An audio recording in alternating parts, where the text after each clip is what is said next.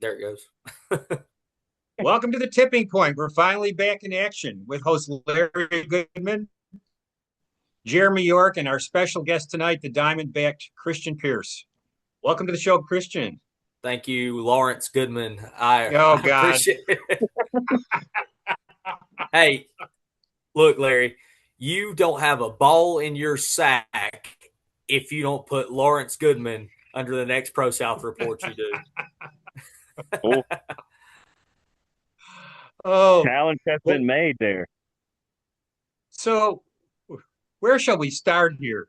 I'm curious about how your career has evolved. Um, when I first saw you, it was down at a show in Warner Robins with that Dwayne Bell was running, Yeah, and you were when Dwayne Bell was sinking a bunch of money and losing money and whatever. I forgot what he called that promotion. Didn't last uh, long, but God, I think I can't remember. It was something explosive or yeah. yeah, But at that point, I think then you were the bun. yes, I was still the bun at that point. Um, I actually got on that show as a traveling courtesy from Action Mike Jackson. Um, he he's like, "Hey, Christian, do you want to come and ride with Yaki and I and do this show?" I'm like, "Yeah, sure, of course." Which um, he got me some pretty good bookings. The crowds were always good, but uh, there were some questionable times. I will put it that way. Did you go with him a lot early in your career? So really well, a little past the midpoint. So for the vast majority of my career, I was actually in good old Boaz, Alabama. I called that place home, and uh, kind of really sharpened the teeth there. I guess you would say. And then I had gone out on my own, traveling, taking other bookings and such. And Mike had remembered me from Mickey's originally, I think, but um, uh, actually, this is a pretty cool story. So I was trying to get away from Boaz. At this point, Mike didn't really know me too much, and uh, I was young, and called Wrestle Birmingham's number, if you know what that is, Mm-hmm. and I was like, "Hey, look, I'm a pro wrestler interested in traveling and that sort of thing." And they got me in touch with Action Mike Jackson. And at the time, he was doing a lot for Peach State, and Huh?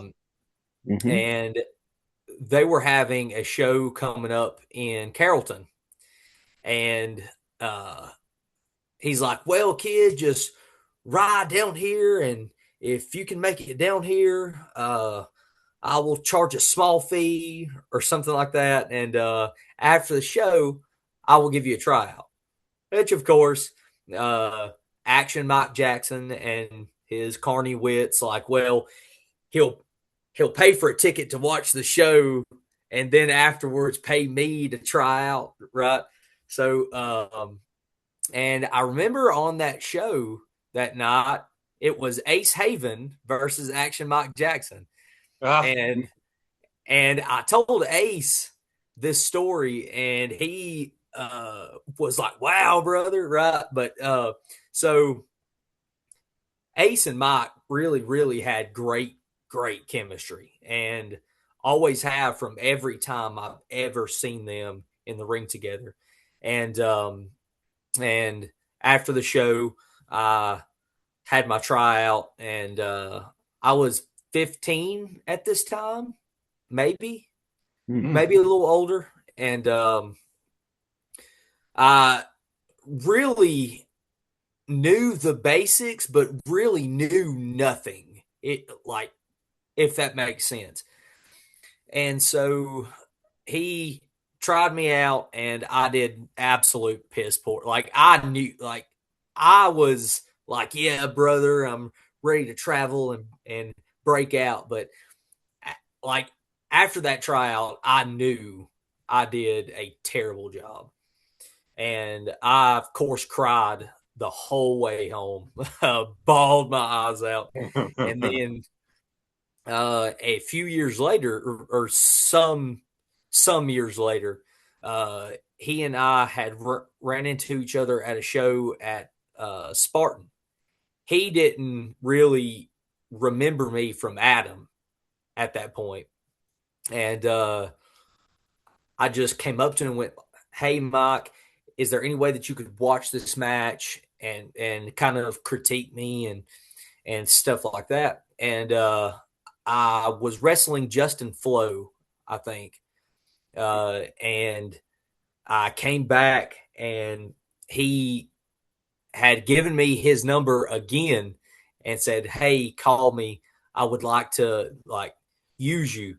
And so that was a really cool moment to me because it's like, man, look at this coming full circle from kid. You need to go away and learn a new hold because you're the shits to, hey, kid, here's my number. Well, let me book you. So um, I thought that was pretty cool. So, I remember the bun as being more of a I don't know, you did a lot of big bumps and yeah. more comedic Yeah. style. Would that be a fair characterization of how you were at that point? Yeah. Pretty much what the bun was just classic goofy heel, and I was given that gimmick actually by Mickey Henry, shocker of all Ah, shockers, and and he like fully intended on this Christian kid is a joke character, like and like it that actually wasn't the first gimmick that he had given me. The first gimmick that he had given me was I was the crazy guy who came out to the ring in a trench coat with elucha gear on, and I lost matches because I was too busy talking to a little imaginary man I thought was hiding inside the ring post. So, um, and I actually got that gimmick over, and I was pretty shocked. Uh, Probably just as shocked as he was, but yeah. Later on, he had given me that gimmick, and that was the gimmick that really taught me how to be a heel, though. Like, mm-hmm. and there are so many heels who just want to go out there and just do the cool stuff and just be this mean heel and but there are times as a heel that you need to be that clunky heel who screws up and allows the babyface to hit that comeback to kind of get the crowd. Like you have to take every piece of what you learn and put it together like a puzzle.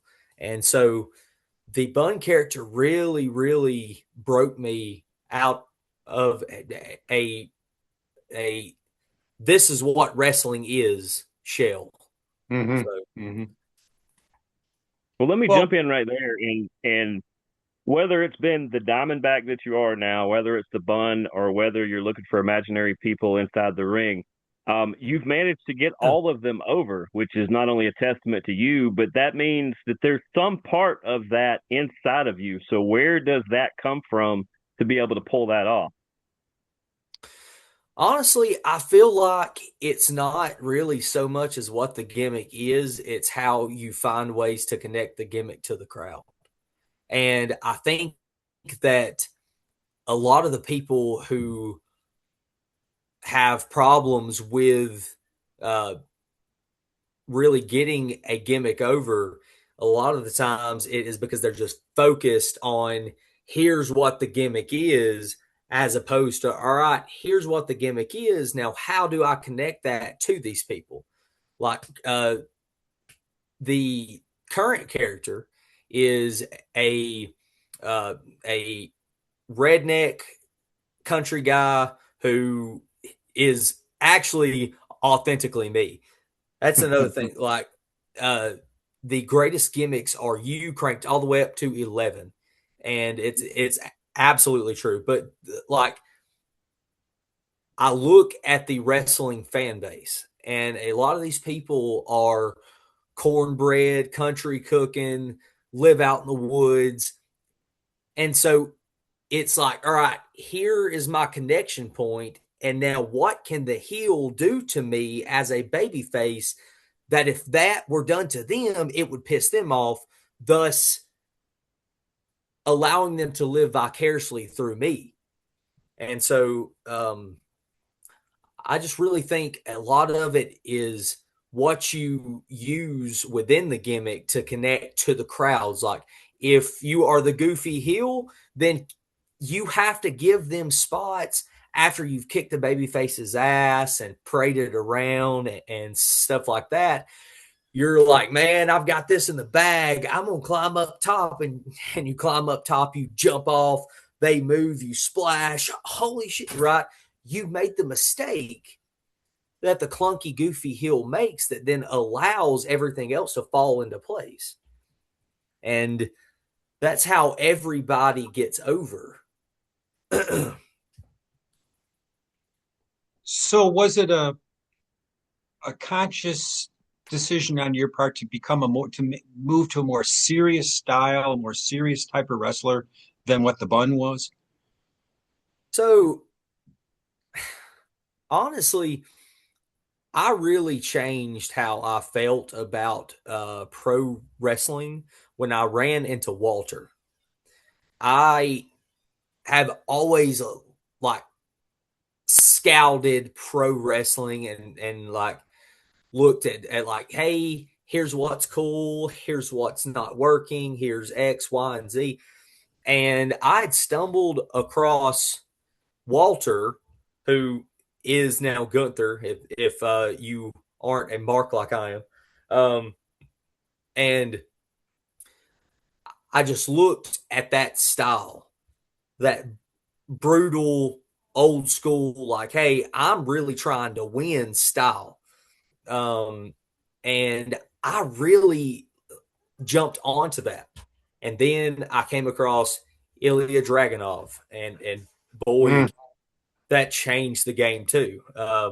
And so it kind of, and I don't think I ever like went into my brain and went, all right, I'm now going to become this real serious wrestler.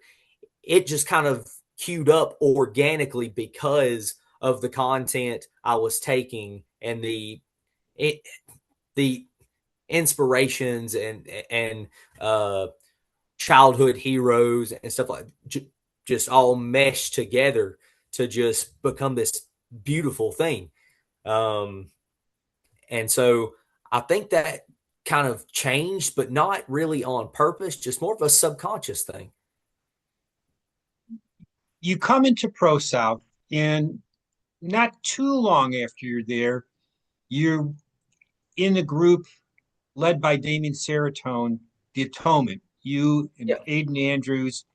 And that was a very, Damien Seratone was doing a very kind of dark character. It was kind of a dark concept Yeah. all the way around. Could you talk a little bit about the Atonement period? So the Atonement was kind of like a really a juggle between gimmicks. Like it's obvious what the bun was, okay, because it was right there on top of your head, very clear cut, and it's obvious what the Diamondback character was. The Christian Pierce that kind of came into Atonement, I called the Dark Heart Christian Pierce. And I called it that literally because it sounded cool and I couldn't come up with anything else that really sounded cool. I was kind of morphing into that style though, and I'm like, all right, I really need something to sink my teeth into, and so I came across the Dark Heart character, which was composed of a lot of Negan off of The Walking Dead. I grew fond of carrying the baseball bat and all of that kind of stuff, and that was already present prior to the whole atonement thing, and I think it just kind of happened at the right time for that character, excuse me, to get looked at and go, hey, this is a pretty good fit here. Let's do this. I'm pretty fond of the atonement days. I've got my gripes and arguments and view on how I wish stuff could have went, but I'm still pretty fond of it. I don't really like how it really like kind of just died off. I feel like more story, but there are times in pro wrestling, and anybody who's really serious about pro wrestling and has actual pro wrestling knowledge can tell you that sometimes shit behind the scene hits the fan and you have to pivot. And Pro South, luckily, is one of the best places to know how to do that in just a split second. Like, I'm sure, Larry, you remember the mass exodus that happened. Yes. and a lot of people just left for X reason, Y reason. I won't get into particulars because really it is none of my damn business. But Pro South went from a mass exodus to, okay, we have all of these characters on the roster. What are we going to do with them? And so, like, I think that is just a humongous testament to Ace and the whole booking team.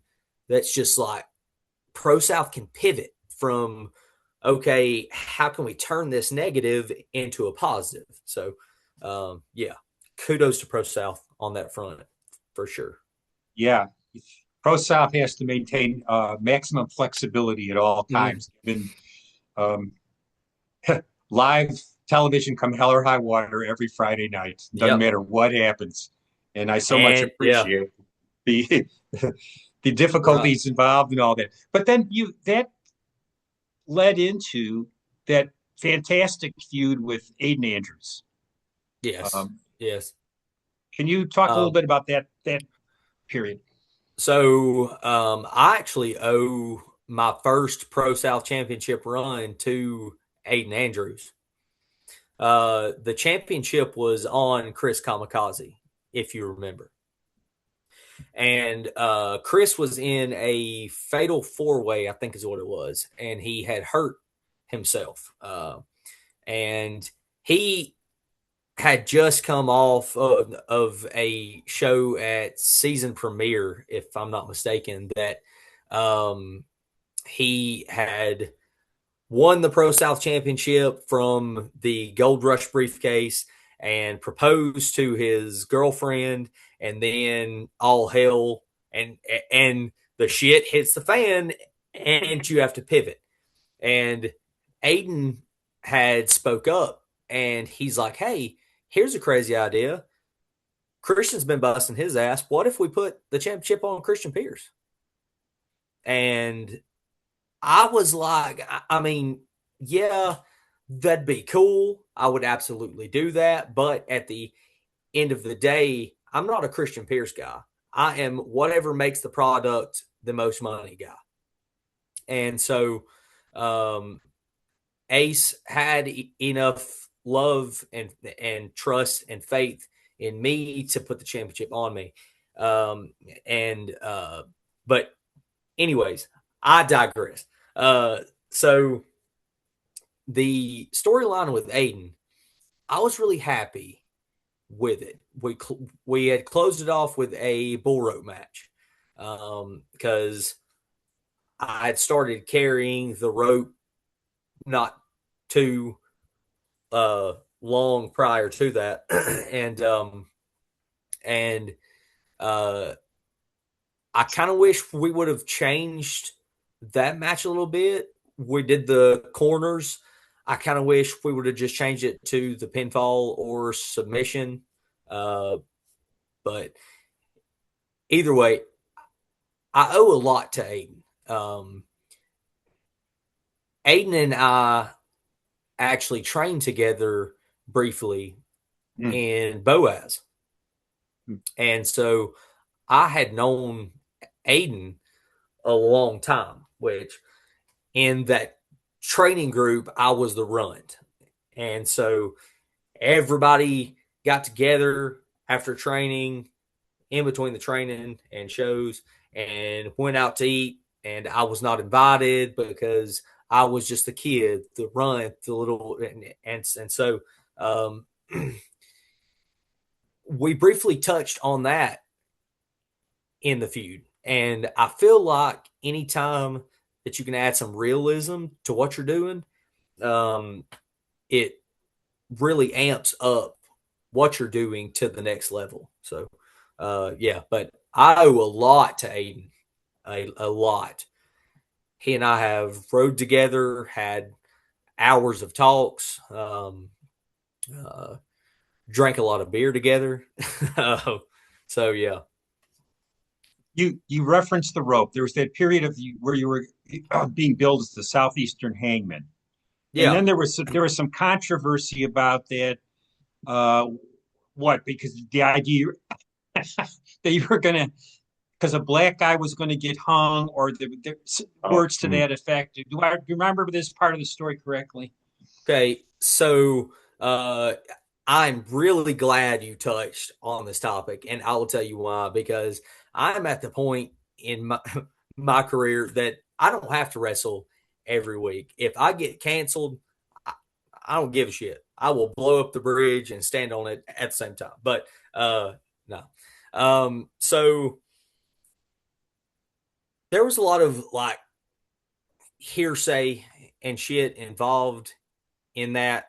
I promise you that how you just laid out the story is the way that everybody who knows anything about it thinks it went down.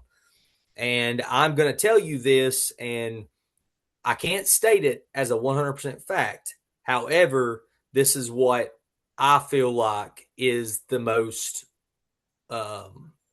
likely scenario of what happened. So, around that time, Aiden and I were using the noose in our story. Yeah. And the original plan was actually to have a hang 'em high match where you literally had to hang your opponent to win the match. And coincidentally, I was the only one who ever got hung with the noose. And I am a straight white Christian guy. Like I don't like I don't care. But so after we or like prior to when Aiden and I were going to do that match, the Young Lions Cup was happening. Okay. And Larry Lazard was on the show. Oh yeah. Okay. And he did not have an opponent. And so Ace is like, hey, you're here. Do you have your gear? If so, do you mind to work the guy? And I'm like, absolutely not, brother. Sure. And so, first of all, I don't just go around and talk shit about people. If I tell you something, I'm almost 100% sure or I'm damn sure. So he and I wrestled. Okay. And what had happened was I was carrying the noose at the time and everything. He saw me with it. He knew I was carrying it out there. There was no like questions, pulling aside, like, hey, brother, hey, right? Like none of that. And so he and I go out. Everything was groovy, and we have the match. Okay, you know me. I'm a chain connoisseur. I love chaining, and so he and I were chaining, and he had called this spot of he would get the waist lock in, and then we would milk that, come up. He would then drop into a schoolboy. All right, cool, great, fine, easy peasy. Well, he locks in the waist lock. As I'm trying to milk that, I'm like kind of squatted, knee is bent, and he goes to hit the roll up right there, and he tore a ligament in my knee. Uh, it's a wonder I still finished the fucking match. If I'm just gonna be honest with you. But so anyway, I was just like, well, kid really needs to slow down. He's not there yet. That's okay. I chalk it up to shit happening. We are in an imperfect business, and when stuff happens, you just got to pivot, right? So we pivoted, got through the match, all of that good stuff. Okay. Still, no problem here. I had reached out to him and I had said, hey, brother, you jacked up my knee. It's cool, but you just kind of need to slow down because I was trying to milk this moment because X, Y, and Z. And then all of a sudden, the noose was a huge problem, and I can't believe he carried it out there to wrestle a black man and all this kind of stuff. Like, it wasn't like that until I had critiqued him for hurting me. Then all of a sudden, the shit hits the fan. And honestly, if I would have left it alone and just not even critiqued him at all, I would probably even still be carrying the noose to the ring to this day. But who's to say? Now, like I said, I can't prove that as an absolute fact, but it's just weird how a week goes by and everything's quiet, the critiquing happens, and then all of a sudden, I just feel like there was more bullshit there. But Ace came to me like a professional, and he's like, hey, listen, this is going to cause us some horrible publicity. Do you think that you could just scrap the noose and carry something else? And I really didn't want to, because I'm a headstrong person of like, hey, look, this was bullshit. But it came to me like, oh yeah, you're not more important than the product. And I said, all right, we will pivot. I will carry a bull rope. Everybody signed off on that, and here we are today. Yeah, Well, you yeah. talk about, you had a couple examples there of when it gets real quick, whether you're trying to make it more real or not.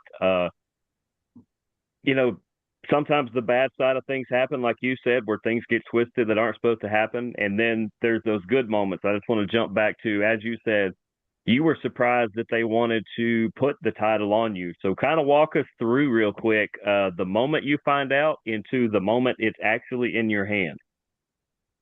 So if I'm not mistaken, I didn't know that Aiden was even having that conversation with Ace at all.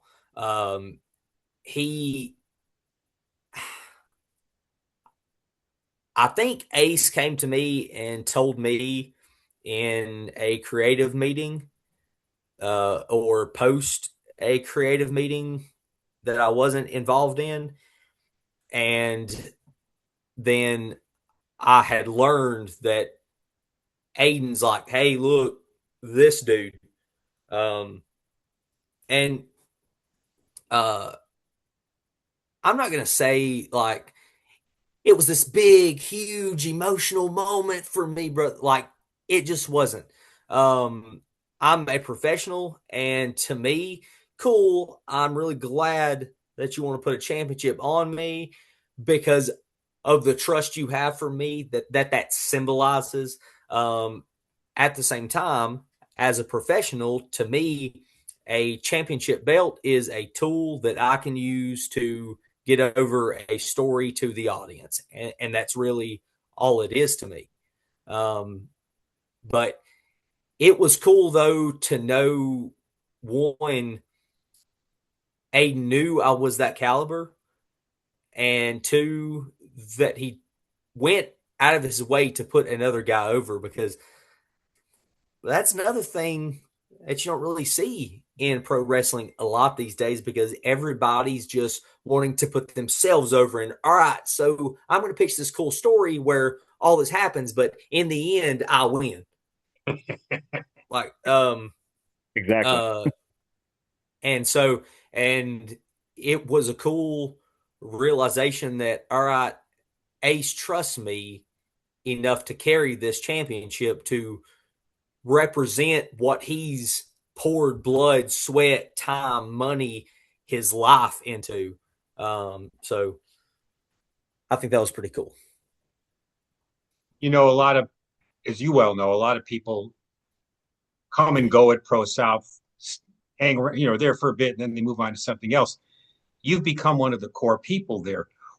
Why is that you've stayed and become a core roster member when others have, move on? Well, uh, if you ask any of my enemies or Ace's enemies or Pro South's enemies, it's that I'm just a good Ace Haven ass kisser. But um, while I can tell you I don't like the taste of Ace Haven's ass, I will tell you that I'm a brutally honest person, and I'm a brutally honest person who feels like it is my duty as a person uh, who has been doing this for quite some time to give back.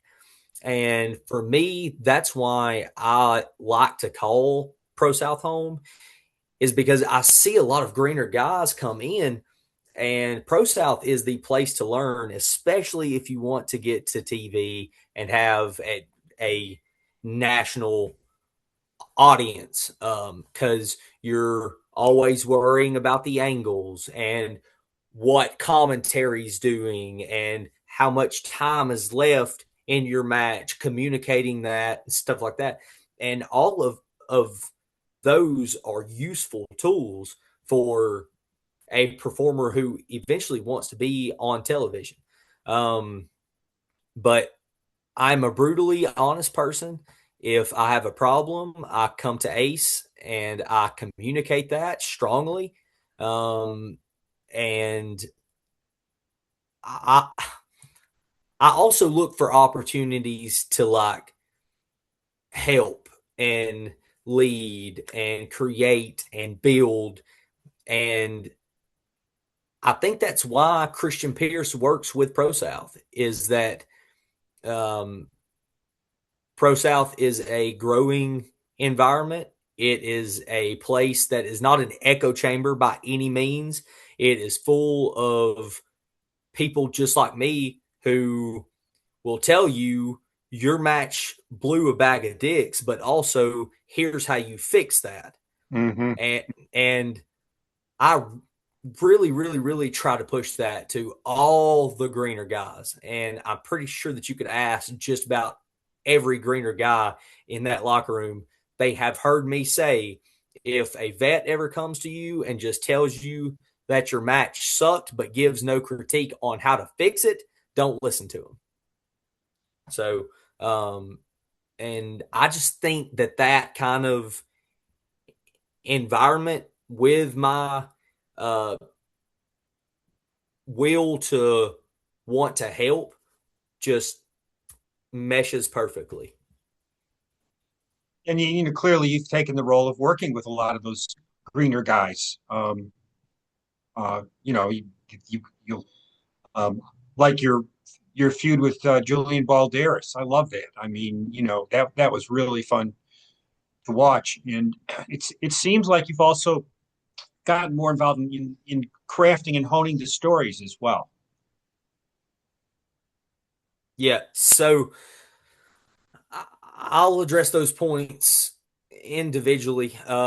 So Julian Balderas is one of my favorite people in professional wrestling right now. He is really grown on me like a tumor of sorts. So I actually got Julian to come and compete at Pro South, and I was so happy to. He was trained at Rocket City. I Mm-hmm. knew him from Rocket City and from wrestling him up there, and I'm like, this kid could make a humongous splash in the Pro South pool, and so him coming to Pro South and our feud, I really, really, really enjoyed it. And it's huge moment for me because I get to see him like not just wrestle, but like the wheels turn creatively. Like, oh hey, let's do X, Y, and Z. Like he will randomly text me a 5 or 6 minute voice message of I've got an idea, and I love that. It is freaking great. And so he is one of my favorite people in pro wrestling right now. And if he keeps growing and keeps growing and keeps growing, he is going to have a contract with his name on it. And I just hope that he remembers all the ass whoopings I gave him to get him there. Uh, no, but and then what was the other thing? Sorry. Yeah, you're getting more involved in crafting Hmm. stories. So it it really all started just trying to pitch ideas and like, hey, this guy don't have anything this week. Well, here's an idea. Or hey, Christian, you have this match with this guy, and I'm like, hey, here's an idea. And that's another thing that Pro South thrives on is people um, who have ideas, but not just for them, for other people too.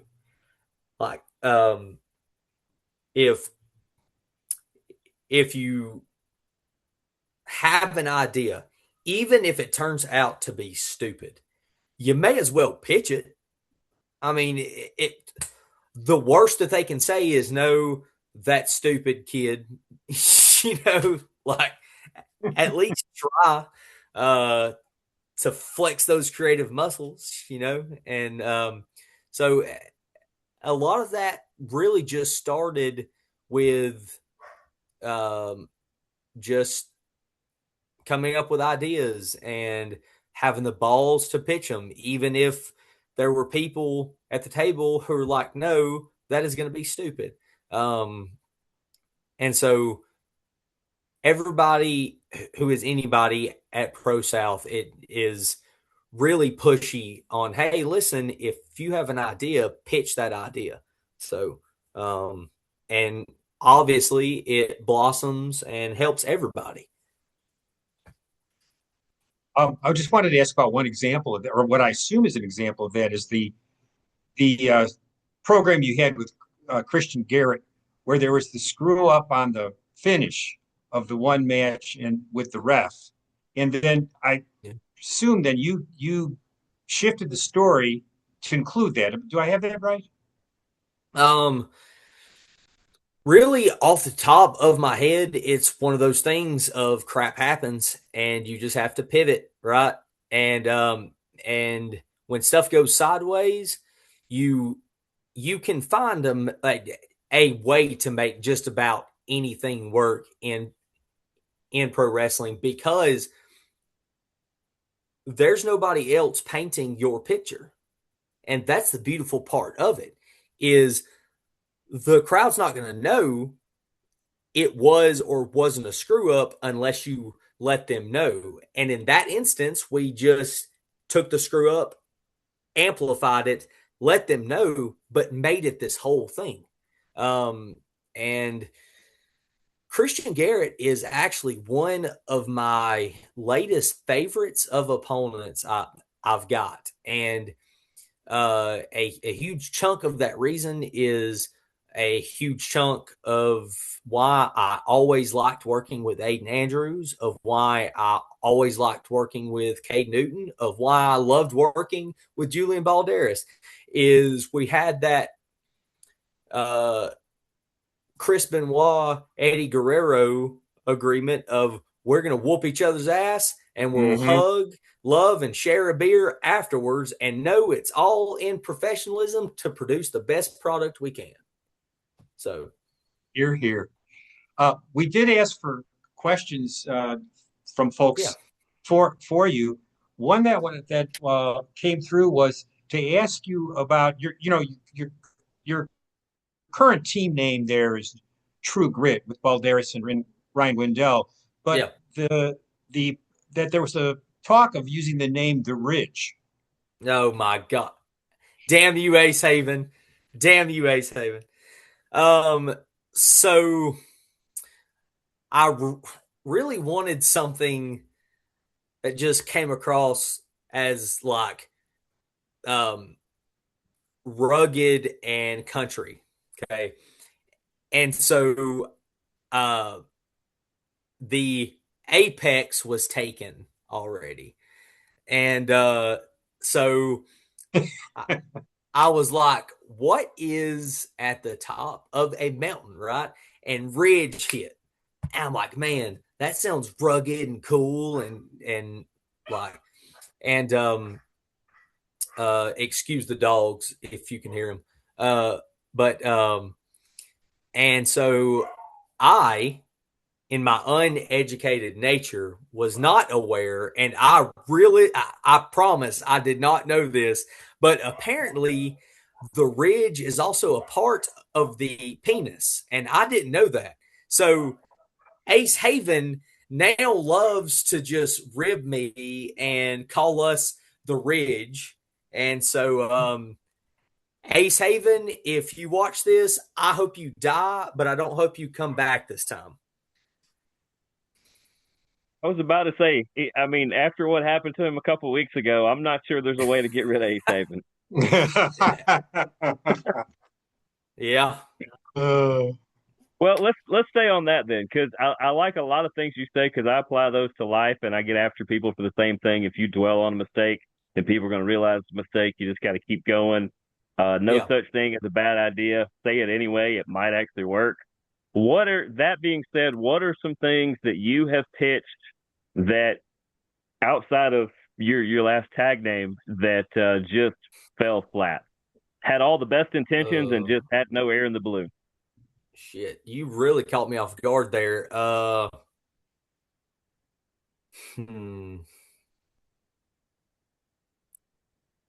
And maybe there's a chance they've all been good. Well, I guess we'll go with that then. Or next time Ace drops by the show, or the first time he drops by my show, I'm sure he'll have a bucket full of things to say that'll go, oh, he forgot these. Ask him. Ask his ass, and I'm sure that you'll get plenty of material from Ace. You mentioned Gunther and Dragunov as people that shaped you. Who currently, or is there someone currently that's caught your eye that's impacting you? Really, Gunther. Honestly, he remains as like whatever else is happening on the show, I can tune it out. But every time that he comes out, I'm eyes. And I think that it just resonates with me because of the rough style where crap is not always perfect, but gritty and like another big influence of mine was Stan Hansen, Oh and yeah. I love Stan Hansen, and he he was another one where it wasn't always the flashiest stuff, but you knew that he just hit that guy, and and and it didn't matter if the opponent ate his lariat right to the chest, around the throat, to the forehead, to the back of the neck. You knew he hit that motherfucker. And so um, uh, I just really like gravitate to those guys. Like obviously Steve Austin is the comparison I hear all the time. But another one though is JBL. I love JBL. Um, and he is why I can throw a lariat as good as I can. I had heard him talking to somebody, and they were like, "How did you get that like so perfect just every time?" And he said, "I threw a baseball. I legitimately threw a baseball, the follow through and everything." And I started doing that, and it really, really helped me out. Um, but influences though, I love me some Billy Robinson. A lot of people may not Mm. know that name, but I love the technical ability of that man. Just a- absolute astounding. And then more recently was Chase Owens, actually. Oh, So really? yeah, so I had worked a match with Chase Owens. Okay, and obviously Chase is like dead in the middle of that Japanese strong style kind of thing, like just right. And so already paying attention to a couple of those guys like Gunther, Dragonov, just the just hit you right in the mouth kind of feel. Um, I kind of gravitated toward it, but I was working a match with Chase Owens, and um, I was scared to death. Honestly, I was scared to death because um, how you call those kinds of matches is different than the old meat and potatoes brother. Um, and so uh, a lot of it wasn't really what moves were in my arsenal, but like how we lined them up.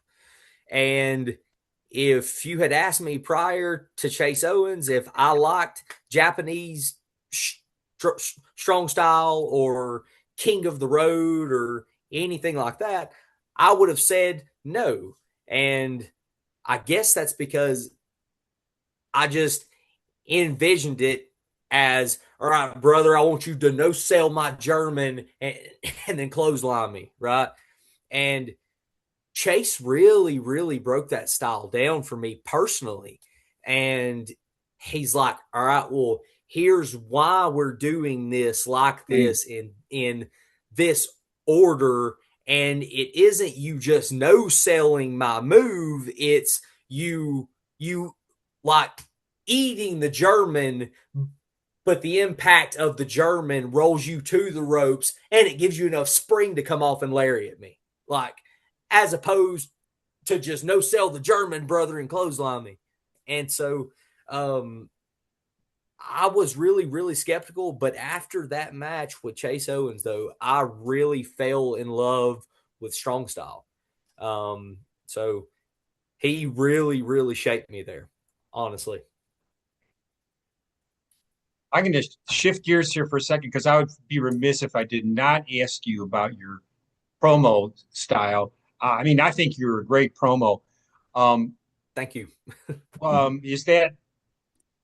I mean, it just seems like you just come out and talk, and it's not like it never seems like it's scripted. In Pro South in general, it doesn't feel like it's scripted. It feels very Yeah. improvisational. Is that the way you approach it? So I can't speak for everybody else, but I will tell you that what you just described is pretty much what I do. And I don't go into a promo like, all right, here's all the things I could say, and it needs to be in this order and X, Y, and Z. I kind of put myself as just regular Christian in the shoes of the character of Christian Pierce. And I go, all right, so this happened last week, and I'm promoting about that this week.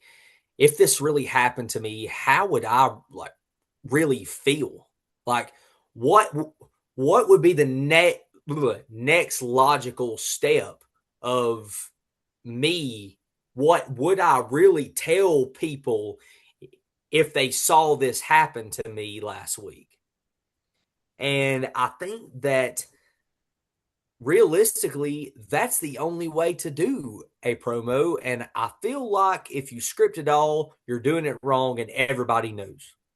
Mm-hmm. Um, so if I were to give props to anything for my promo ability, it's probably the bun character. Because I would have times that I would just come out there and just ramble. Just, hey, Christian, I know that you weren't prepared for this, but I need you to kill a few minutes before your match. Here's a mic, have at it. And so I'm just like, okay, I'll talk about this. And um it's uh it can be hard to separate the Christian Pierce character from Christian Pierce in real life, which can cause problems in the shoot life. But at the same time, it makes for a real performer who's always in touch with the audience and who is you just cranked all the way up to 10. But if you live that uh, character, you always have something to talk about. You always have a point to hit. You always have a story to tell. And I feel like that's the most important thing in what we do is to have real human beings come out and pay their hard-earned dollar to indulge for just a couple of hours in the stories that we tell. I take that very, very seriously. So, and if you are in this business, I would advise you to do the same.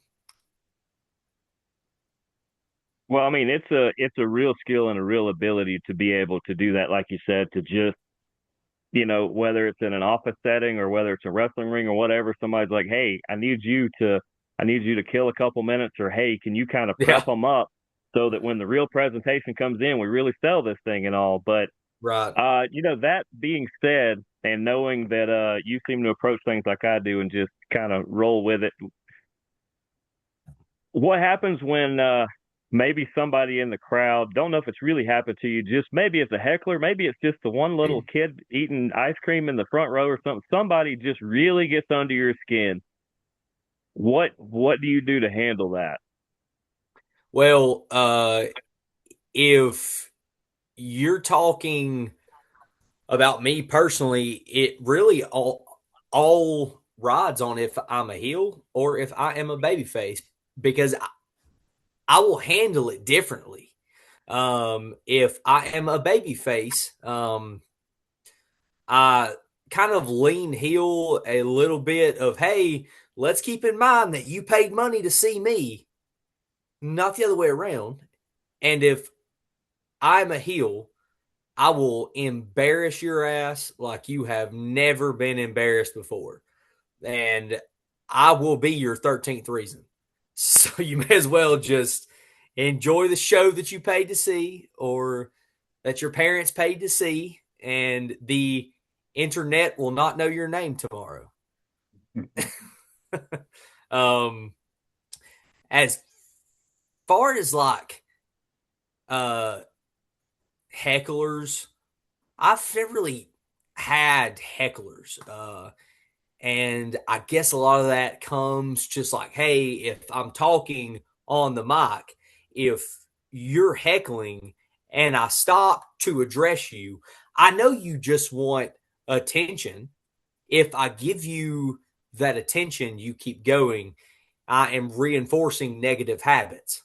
So, but the worst incident that I ever had with a fan, and I akin it to my Ace Haven, Amy Haven, Jasper story. So I was working a show in Hansville, and there was uh,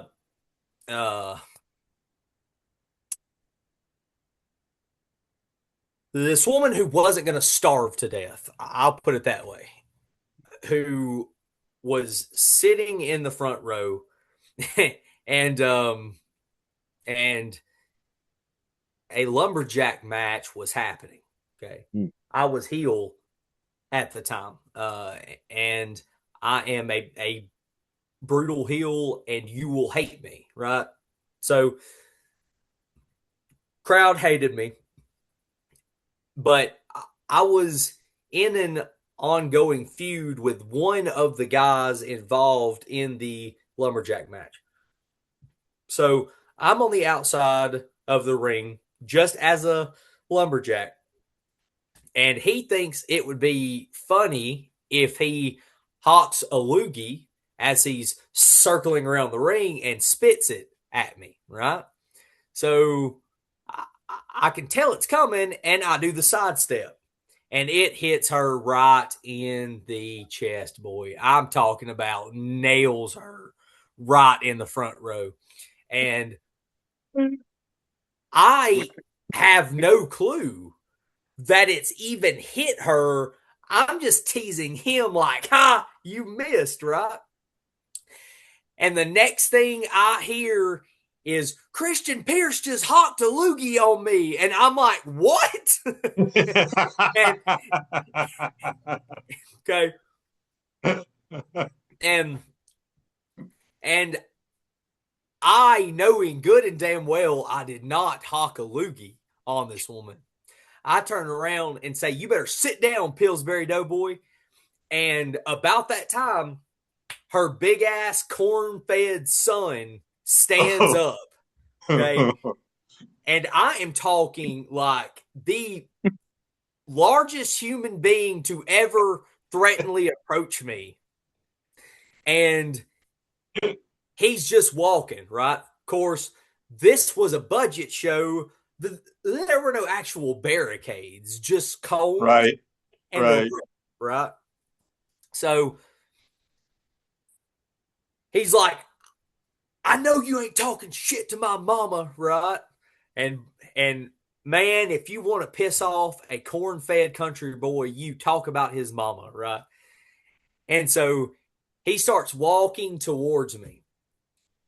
And I'm like slowly backing away, like there's no way this guy's going to cross this line. He is not going to cross the rope. He isn't going to do it. He's not going to do it. And then he does it. He steps over the rope, right? And he comes towards me. I'm like, what the hell am I? Like, I had never had a person actually cross the barricade. And so he starts swinging. I duck. He hits the ring post. I swing.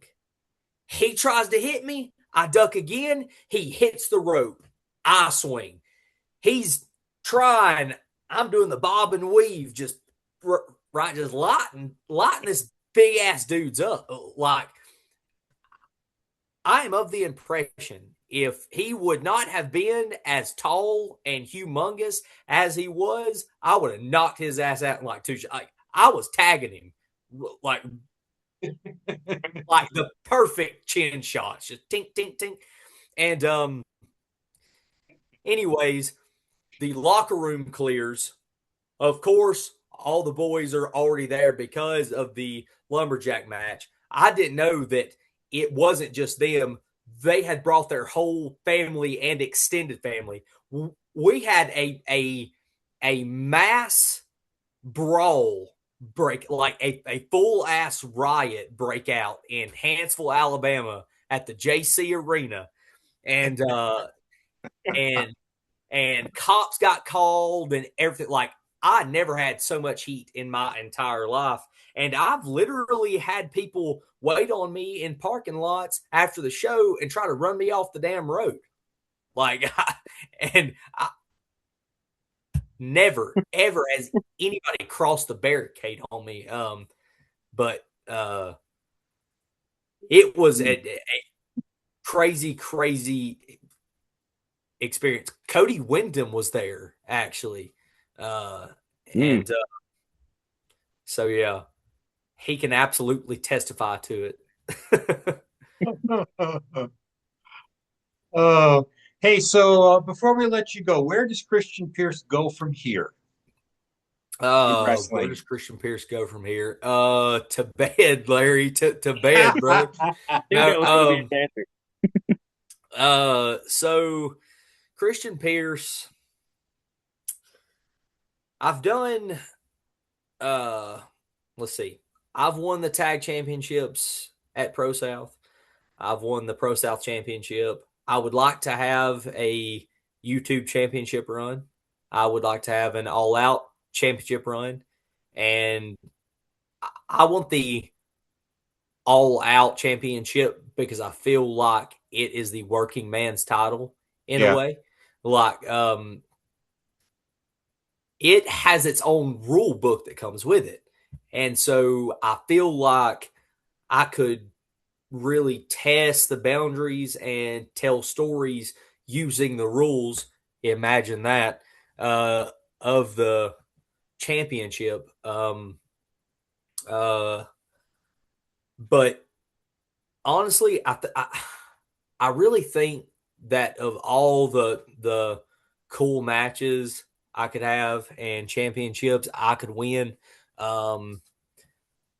I think Christian Pierce wants to go on to be known as a guy who you could come to and ask a question and get a brutally honest answer with real critique that you can take and use and chew on all week long to hopefully have a better match next weekend. Um, if if I were offered a a contract today from a major company, I would probably turn it down. Um, I am content with what I've done in pro wrestling over these years. I am content with who I've helped, and I really just want to be the guy that helps more guys reach their goals. Great. So yeah, that's real admirable because it, like you said, it seems like some of the generations coming through now, they just all want to, lack of a better way to put it, get their shit in and be on top and not care about the other people or the people they work for or anything like that. So it's always good when you find people that are like, no, I'll stop what I'm doing. I need to help you because that needs to be better. And those kind of guys are why I throw chops. And you throw them like you mean them, which means you have my respect because your lariat, there's a difference between a clothesline and a lariat. I just explained that to somebody the other day in any of my write-ups behind the fourth wall there. You can throw a dozen clotheslines, but the lariat is the one that ended the match because you Yeah. threw it like you meant it. Like you said, the Stan Hansens, the Dan JBLs, they Hansen. threw it like they want to put your head in the third row. And most of the time they did. Same thing with Yeah. chops. To me, you throw them like you mean them or don't throw them. Hmm. Yeah. And a lot of this business, though, is quote unquote performance art. But there are too many people out there who call pro wrestling fake. And I feel like if I could be one of the guys who you watch and go, all right, well, that other match was kind of meh, but Christian laid that kid out. Like, um, and, and it's not me like trying to kill you, but hit snug in safe places. Mm-hmm. Like, lay it in a little bit. Like, it isn't going to kill them. And if they can't take it, there is a ton of ballet classes and interpretive dance and all kinds of other bullshit that you could be doing.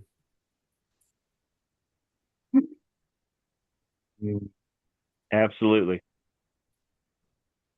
Well, thank you so much. This has been a pleasure. Hey, you have to let me in this with my catchphrase. Of course. Okay. And the last word to the great Diamondback Christian Pierce. Everybody watching right now, I'm super glad that you tuned in with us to join Lawrence, Jeremy, and the Diamondback. Please watch this. And if you don't like anything I have to say, come and pay me a visit. I'll drop you an address and I'll carry you to a special place. And that place is Whip Ass Ranch.